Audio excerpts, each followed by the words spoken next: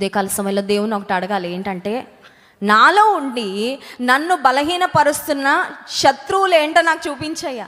కొన్నిసార్లు మనకు తెలియదు మనలో ఏముంటాయో, కానీ మనకి చాలా డ్యామేజ్ అయిపోతూ ఉంటుంది. అర్థమవుతుందండి? ఇప్పుడు ఈ టెస్టులన్నీ ఎందుకండి? స్కానింగ్లు, ఎక్స్రేలు, ఆ తర్వాత ఎంఆర్ఐలు, ఇవన్నీ ఎందుకు? డయాగ్నాస్టిక్ సెంటర్స్ ఎందుకు?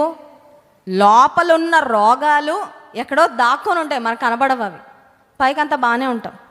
ఏదో కొంచెం లైట్గా హెడేక్ వస్తుందండి, లేదంటే లైట్గా ఆ నొప్పి వస్తుందండి, ఈ నొప్పి వస్తుందండి. డాక్టర్ అంటాడు పలానా టెస్ట్ రాస్తున్నాను, ఆ స్కానింగ్ చేయించుకోండి, అప్పుడు తెలుస్తుంది. దేవుని సన్నిధానానికి వచ్చినప్పుడు కూడా దేవుని అడగాలి, ప్రభా నాలో ఉన్న ఆత్మ సంబంధమైన బలహీనతలు ఏంటి?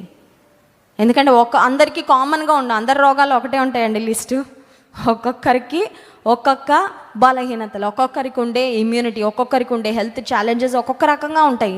దేవుని సన్నిధానానికి వచ్చినప్పుడు కూడా మనం అడగాలి, ప్రభా నాలో ఉండి నన్ను బలహీనపరుస్తున్న శత్రువులు ఏంటో నాకు చూపించండి. I want to fight, I want to get rid of them and I want to be victorious. నేను పోరాడి విడుదల పొంది జయము పొందాలని, నీవిచ్చే వాగ్దాన దేశాన్ని స్వతంత్రించుకోవాలని నేను కోరుకున్నానయ్యా. ఎందుకంటే నాకు తెలుసు నా శత్రువులు నీ ఆశీర్వాదాన్ని నేను పొందకుండా అడ్డుపడతా ఉన్నాయి కనుక ఆ శత్రువుల నుండి నేను విడుదల పొందాలి.